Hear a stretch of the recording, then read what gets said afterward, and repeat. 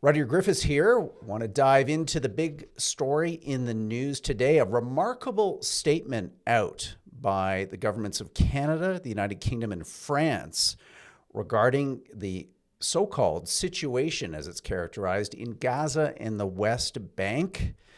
These three governments calling on Israel to stop its military operations in the territory and immediately allow humanitarian aid to enter Gaza. To help unpack it all, it's a real pleasure to be joined by Noah Shack. He is the president of the Center for Israel and Jewish Affairs.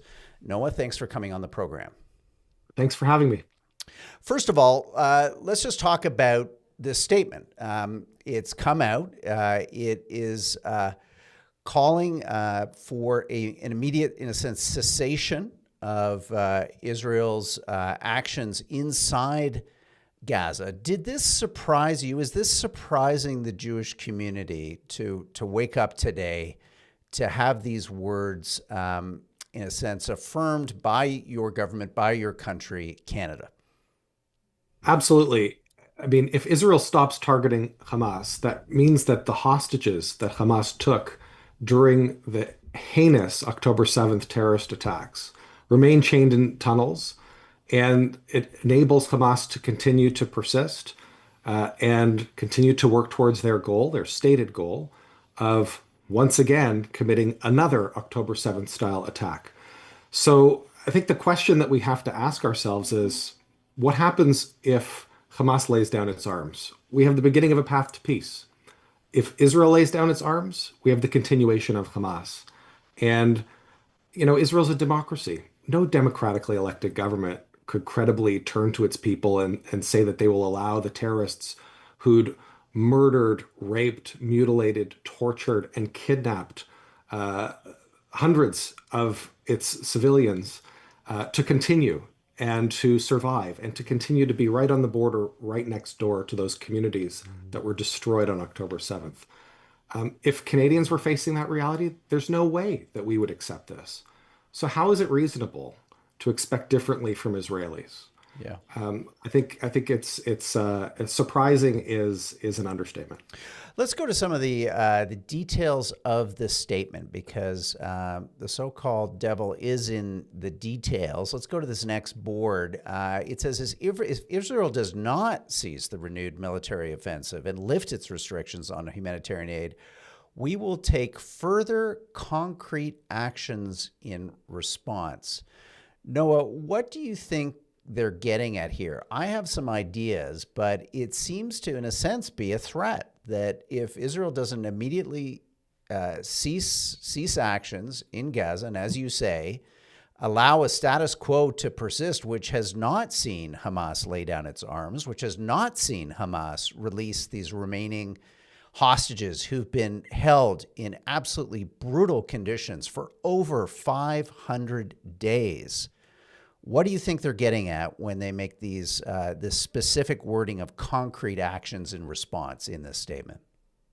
Well, this is absolutely a threat, and it reverses the onus. Up until now, the onus has been very clearly placed on Hamas to release the hostages, to lay down its weapons, and to surrender. That is the only way that there is a pathway towards a peaceful future for Israelis and Palestinians alike.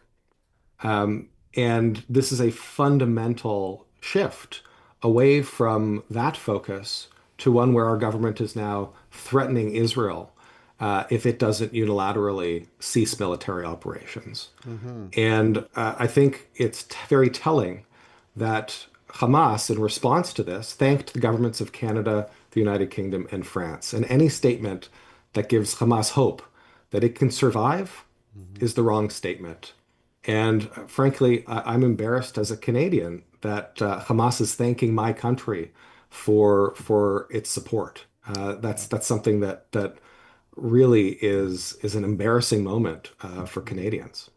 Look, and I think we'd all agree this military incursion into Gaza is not wanted, it's not desired, but it is in a strategy which it seems to be the only one that's borne any results in terms of the return of hostages and the diminution of this threat to Israel. So again, I agree with you, Noah. It seems strange to, in a blanket way, make a demand and not really offer a solution. But let me read one other part from this statement, because I think it goes maybe to a bigger threat that's being implied here. Towards the end of the statement, Canada, the United Kingdom, and France say, "We are committed to recognizing a Palestinian state as a contribution to achieving a two-state solution, and we are prepared to work with others to this end." Right now, Noah, we know none of these countries have formally, officially recognized a Palestinian state. Do you think this statement is, in effect, a threat that if Israel does not cease operations in Gaza, that these three countries will come forward and recognize a Palestinian state in a way that they have not explicitly done to this point? I think the only circumstance where anyone should be recognizing a Palestinian state is if there actually is a Palestinian state and not a terror state, not a failed state, not a group of disparate groups of organizations committed to the destruction of their neighbor Israel, but actually an actual state that has been conceived of as the end of a peace process, a negotiated peace process with the Israelis.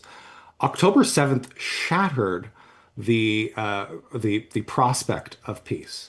The Hamas attacks created a new reality on the ground where, until the threat, the existential threat that Israelis face in their homes and in their communities is removed, nobody can think about those lofty ideals of a two-state solution and where we get to at the end of that road.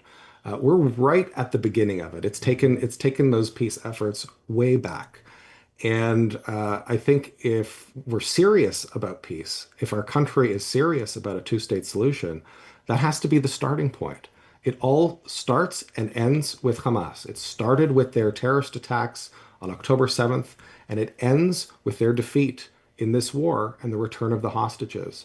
And we need to be laser focused on achieving that outcome, because otherwise we're just giving comfort to a terrorist organization, and in some cases, even material support. Mm-hmm.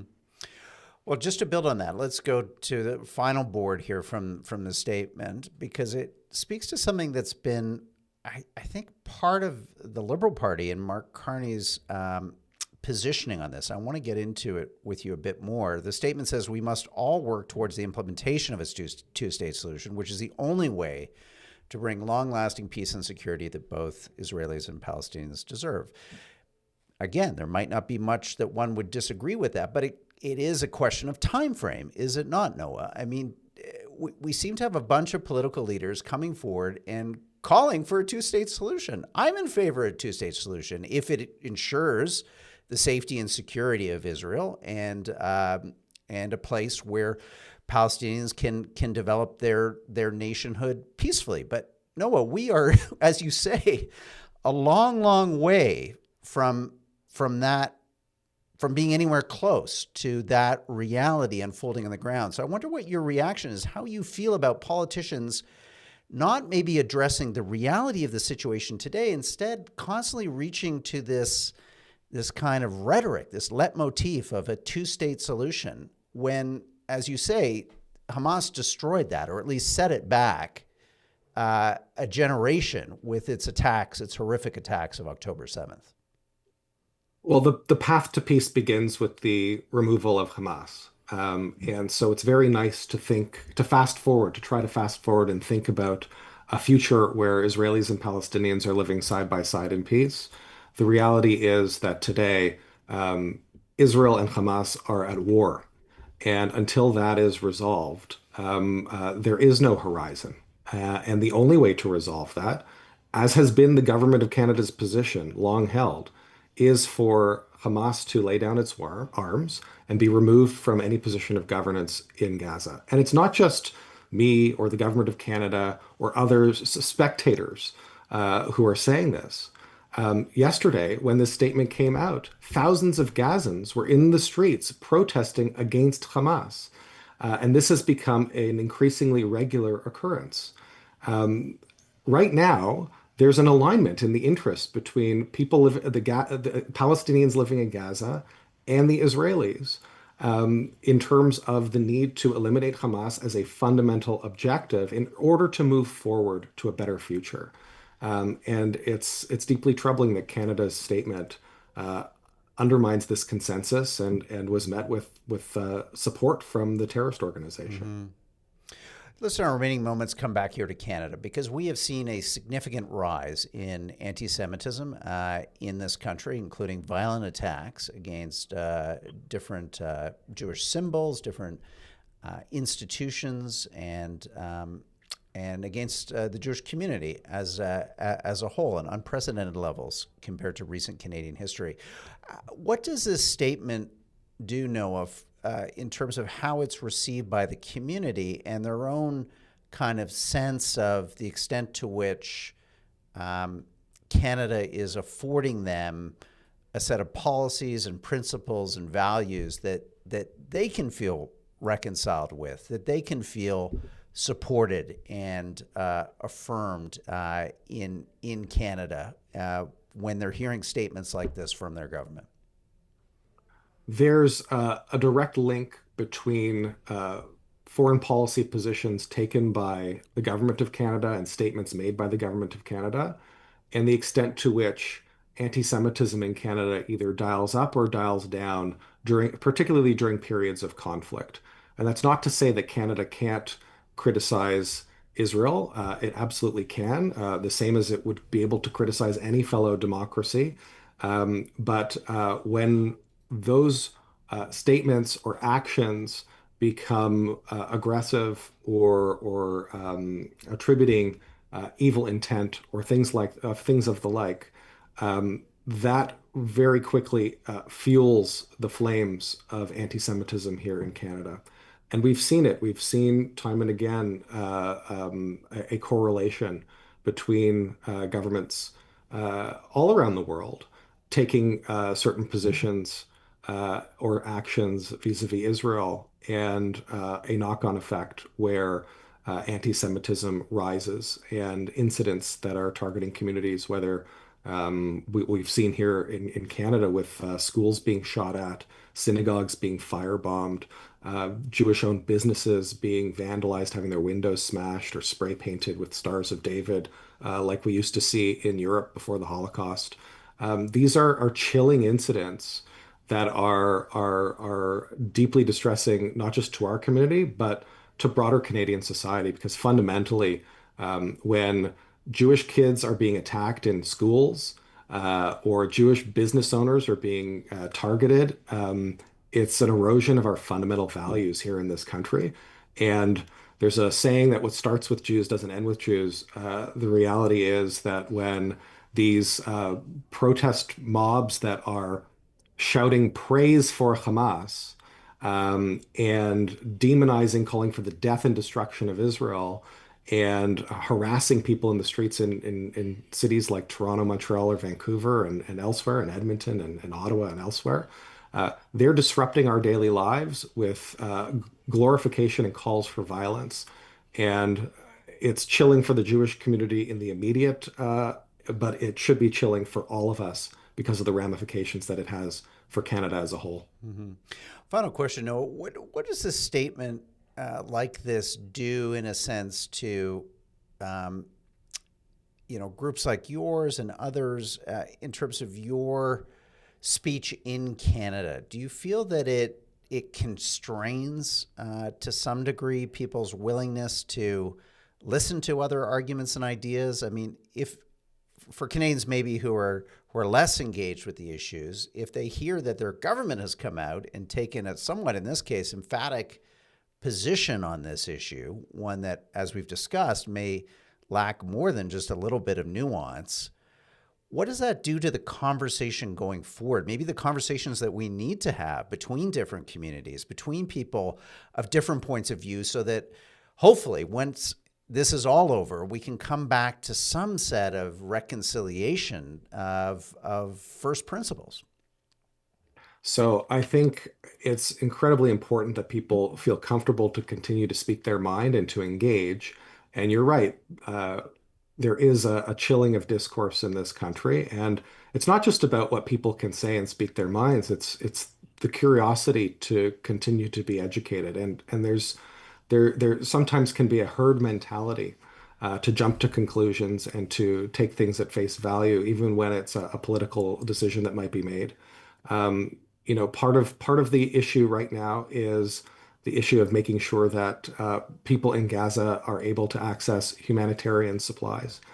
And I think it's an imperative that people need to be able to get the fundamental supplies, food, medicine, in order to live. That is absolutely important. Um, but what isn't told in that story is that every time over the last 18 months that aid has been delivered into Gaza, it's been diverted to Hamas and its fighters.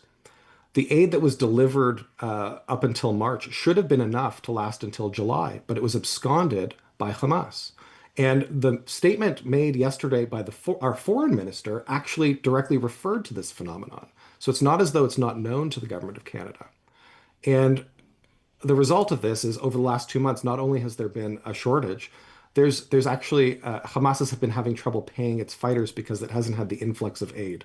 So I want Palestinians to get the aid they need, not Hamas. And that is, again, why Palestinians are protesting in the streets and why there's actually an alignment right now between Israeli and Palestinian interests, and why Canada's statement not only undermines the consensus that's building about the need to remove Hamas and their central role in the equation, preventing peace and a better future. But it's extraordinary. Gazans recognize that this war ends with the end of Hamas rule, and it's imperative that Canada, the UK, and France understand that as well, and that we take the time to, learn more about these different perspectives and zero in on the facts. Well, Noah Shack, president of the Center of Israel and Jewish Affairs, thank you so much for coming on the program today. This is an issue that we're going to continue to cover because you're right. We need a fulsome discussion and debate, and it's kind of a shame to see government, in a sense, closing that off maybe prematurely. Appreciate your time today. Thanks for coming on the program. Thanks for having me. Well, if you're enjoying these Hub Hits, please subscribe to the channel. Click on that little notification bell, and you'll get our most recent videos sent to you as soon as we publish them. If you're listening to this on your favorite podcast platform, well, we appreciate that. Please share with friends and family, and tune in for more great podcasts and video content from the Hub, featuring our best commentary and analysis. Thanks, everyone, for listening. Back to you again shortly. Bye-bye.